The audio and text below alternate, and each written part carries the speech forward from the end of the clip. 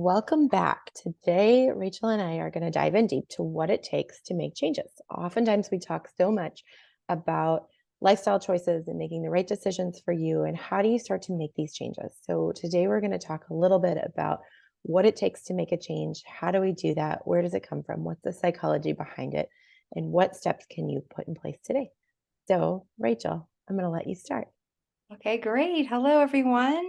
So, this is an interesting topic for me because I'm a registered dietitian. So, a lot of times people are coming to me to primarily improve their diet, change their diet, maybe lose weight, maybe there's a health concern. There's an array of reasons that people might want to see a dietitian. But my role as a dietitian is a little bit more detailed than some.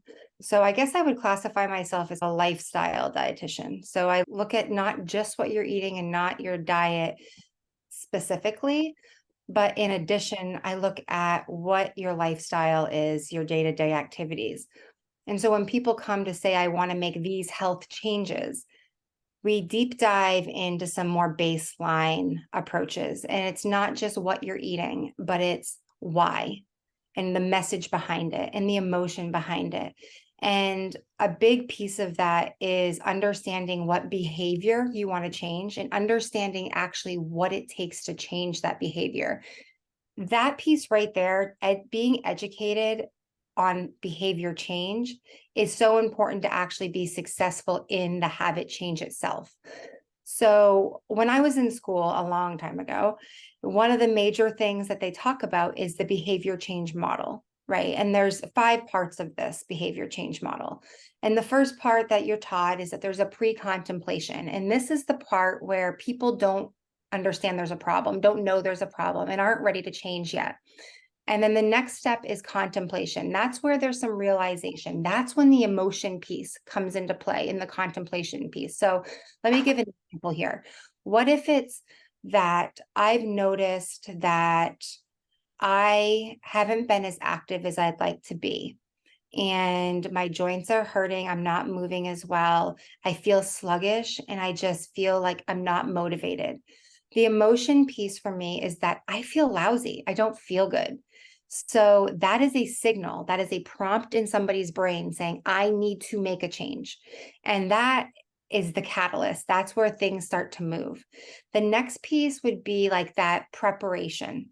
Preparation is where you've already realized that you want to make a change, right? So how do you do it? This is the planning piece. And that's where a lot of professionals and providers come into play. They give you good tools and strategies and science-backed research on ways to make big changes and then have them be successful long term. And then that next part after preparation is action. So it is what it is. You start to actually do the change you want to make. And then that last part is maintenance. So how do we maintain this? How do we make this a lifestyle? How do we make this a lifelong habit? So understanding those 5 parts is the very preliminary part of understanding behavior change, and understanding that within every change, there absolutely needs to be an emotion. So if I don't have a feeling of need, a feeling of want, or a motivator of some kind, I am not going to make the change. If I want to start reading more books, but I choose the most boring book on the planet in my mind, I am not going to read more books. That's not going to happen. So as a practitioner, my mission is to understand my patient's emotions and reasonings and motivators and motives to want to change. Yeah, I love that. And I think that's super important, right? Because you just brought up a great point. This is every change we make in any aspect of our lives. So in years past, I've taught mental health first aid, which is all about helping folks who are struggling in mental health. And we talk about it there too, right? So if you've got somebody in your family, right? So it's never us, it's always somebody else, right? Who Of obviously needs to make a change in their lives. And they have something going on, whether that's a mental health issue, whether that's a nutrition issue, whether that's getting to the root cause of what's going on in their life. They have to be motivated to make a change before there's any opportunity to do anything with that. And so I've had family members say to me, or clients say to me, oh, you have to talk to this family member of mine. And the reality is, I will talk with them. And then I hear they're not even at pre contemplation, right? We're not even there. We're not even thinking about changing. And it's not the time, right? We're here and we're here to serve you when those times come up appropriately, or even to help you get to that why and help you get into that readiness to make a change.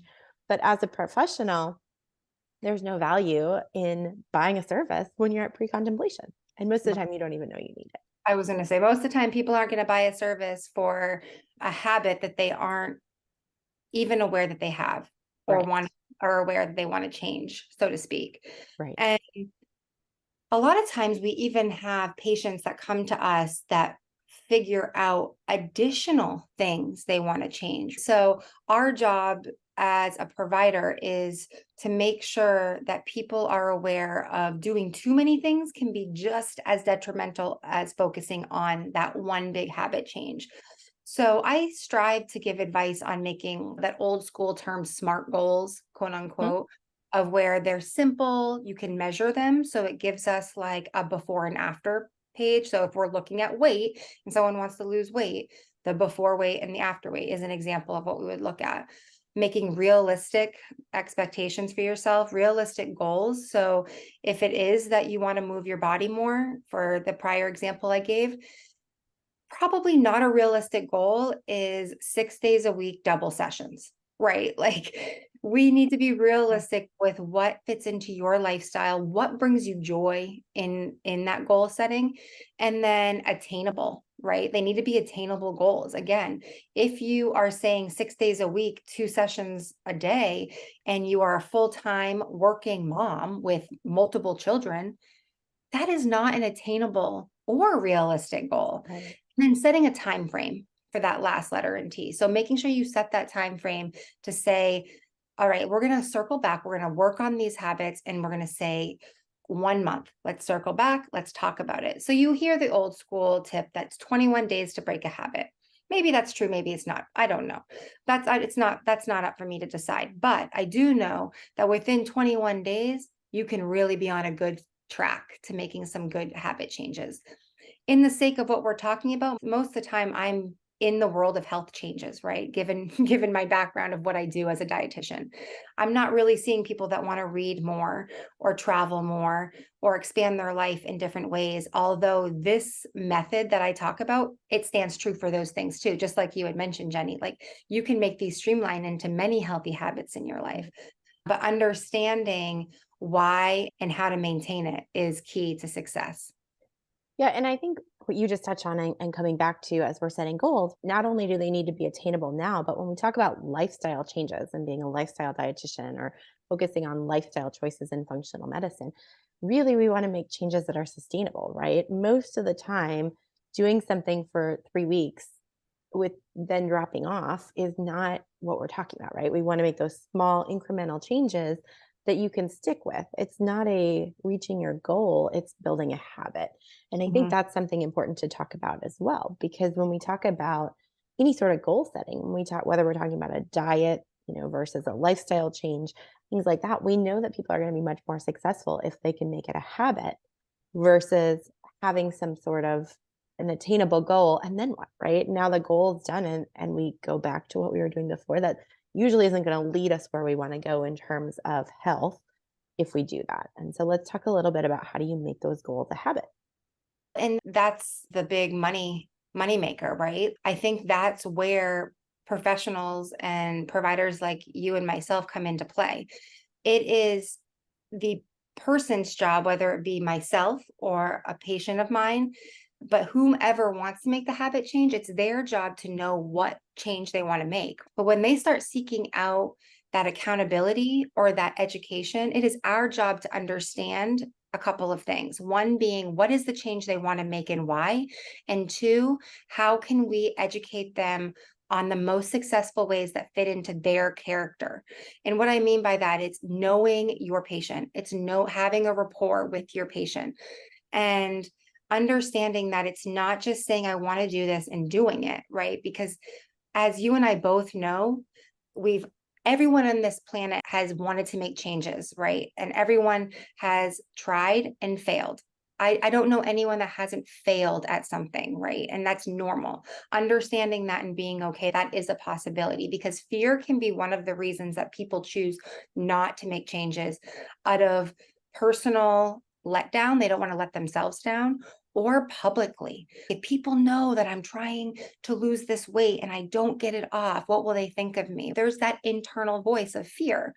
And if that is something that you're going through, or if that is something, if a provider is listening to this, if that is something patients go through, understanding that there are certain steps of behavior change that you can help your patients through. One of them is a prompt.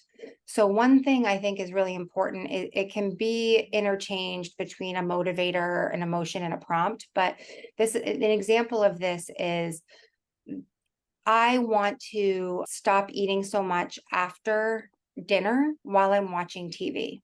The prompt for that is, when I sit down and I start watching TV, it signals the brain that this is when I always have a snack, right? That is the prompt for the behavior. As a provider, we need to understand what our patient's behavior is, so we can give them tools to start to change their behavior. A lot of times people don't know. Myself, if I'm looking at habits I want to change from an internal standpoint, I need somebody else sometimes to say, hey, like, these are some really good tools. I'm seeing that you're struggling with this. So it might be as simple as, all right, you need to change your nightly routine. That might not be what you want to do right now. That might not be exactly what you want to change, but this will be the prompt that helps you make successful changes with eating less at night. And that could be, maybe you choose to read in bed. Maybe you choose to play a game with your partner at night. Maybe you choose to stretch or meditate. There are options.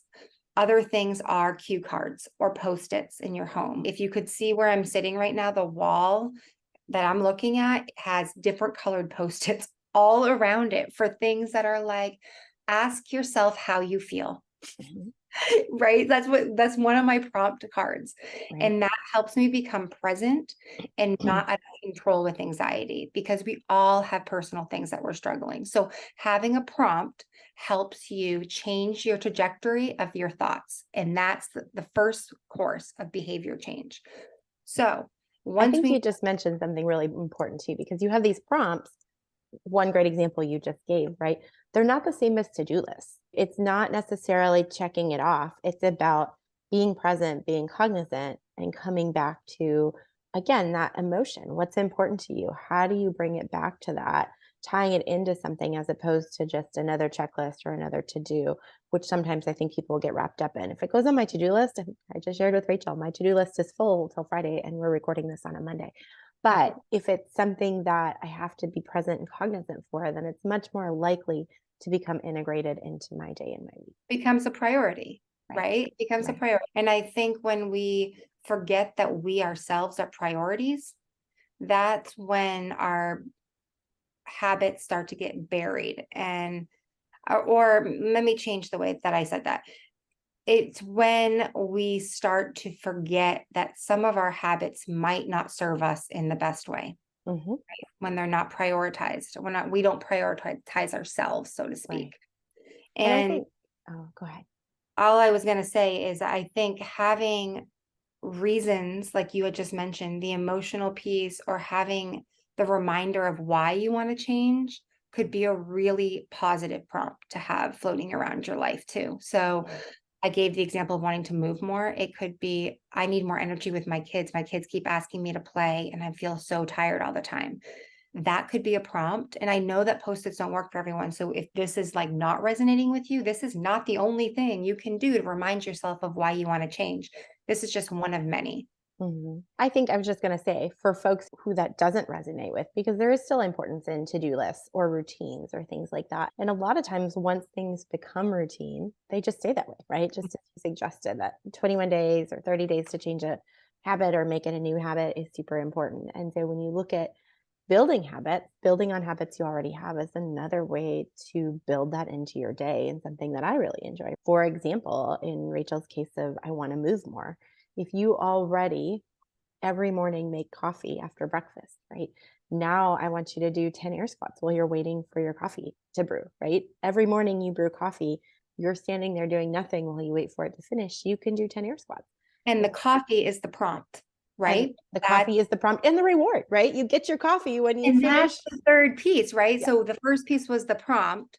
And then we'll chat about the middle piece, Mhm. which is very important, but you talk about the reward. Yes. So I give the example all the time that we have these pathways in our brain of whether it be action or behavior, thoughts are a big piece.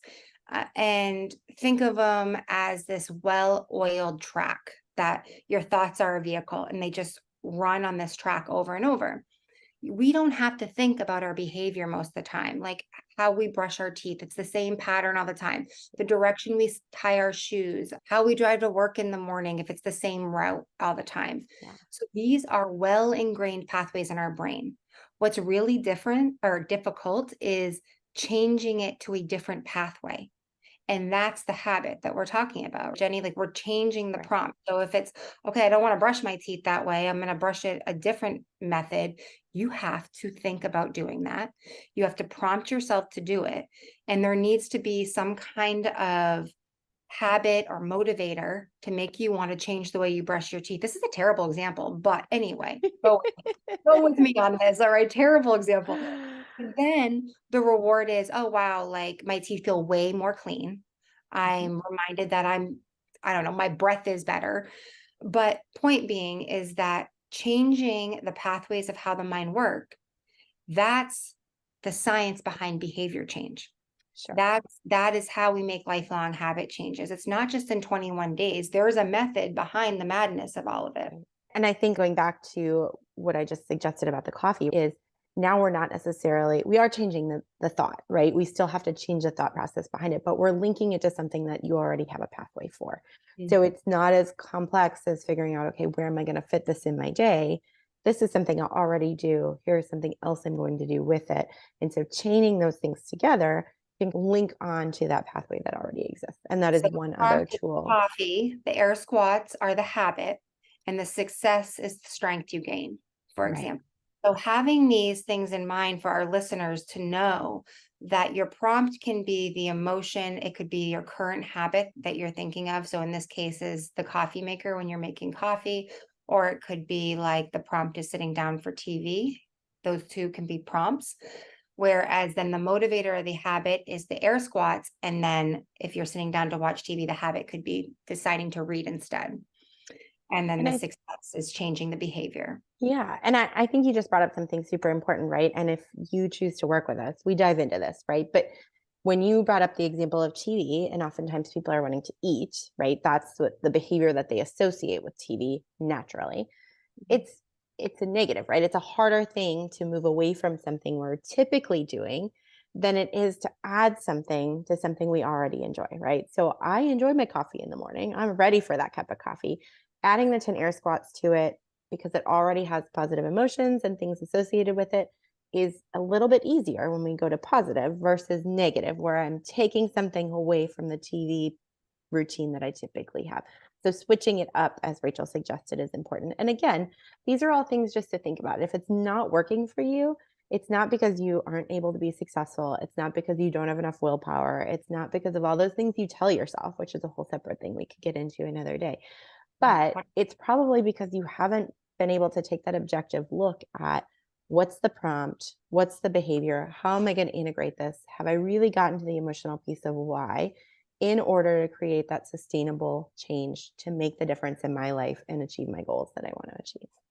Yeah, I agree. And I think I can't let the podcast end without talking about the benefits of goal setting and behavior change because Yeah. there's I think a lot of us have been in places of our life where we've become stagnant or gerbils on a wheel or feeling bored or just not in this like this high motivated place. And that itself can be almost like that stagnant feeling for us. But the second that we decide to set a goal, and that goal could be the habit change or it could be to attain something larger, right? It doesn't matter what it is. It's the structure of goal setting and then the process from one thing to another to attain that goal. So if it's the habit change or if it's the goal, it makes no difference. The process is similar because you are taking control of the situation versus the situation controlling you. Mhm. That gives the person a ton of power. People love that. And that is the reward system. That's the success point. So if it is the fact that you're doing air squats with your coffee in the morning, and then all of a sudden you're doing it second nature, and you start to do 20, then 30, then 40, and you become stronger, and then you've joined a gym, that's the process of goal setting and success. And Yeah. that's where habits are sustained. So there's literature showing that people that are prone to that high functioning, goal setting, success driven, they do it because they get so much pleasure out of the process of attaining goals and finding success. Now, that's not for all of us. But the point of bringing it up is there is actual science behind showing when we set goals and we decide to make habits, the mental health effects that are so positive for people that they're chasing the positive feeling versus remembering where they once were. Does Mhm. that make sense when I say Yeah. that? They're forgetting the old habit and trying to remember this good feeling they're having. It releases dopamine, Yeah. right? This good feeling of, I like what's happening in my life. So outside of changing habits, the importance of goal setting, that's the reward and the success you get from making big lifelong changes.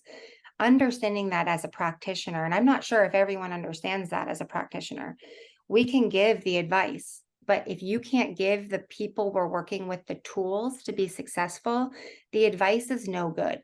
And that's where you and I come in all together. I was just going to add to that and say, yes, one of the things that we do, and one of the reasons we have been as successful as we have been with so many clients, is that we're not just here as your experts. Rachel and I together have combined lots of years of experience in this area, but we're working with you with the tools. So it's very practical, application driven. What can you do today to make a difference? What are you going to do between now and next time you speak with us? And then the other piece of that is accountability, right? And that is huge in the form of both your coach and whoever you're working with on our team, but also in the form of a community as you're working with other people who are going through similar things and have been in, your shoes and have been able to see those successes. And on days when you're not feeling it, having us and other folks be able to say, yes, this is achievable and I've been there too. And I think that's another big piece when we look at the research and look at habits and building um, success is building in community to hold that accountability as well. Yeah, absolutely. I agree completely. Yeah. So, anyway, on that note today, I hope this was insightful for those of you who are looking to make some change and maybe haven't been able to latch onto achieving your goals and maybe you've been going about them the wrong way, that we've started to give you some insight into places to look and things to think about. And if you're working with a coach, making sure that they're giving you those tools to make you accountable, to help you set goals that are achievable and giving you the ways to get there that are going to make you successful. And if you haven't found, that's what Rachel and I are here for. We'd be happy to talk with you more about what we offer it all together and how we can help you achieve your goals too. That's great. Thank you, Until everyone. next time, bye. Bye.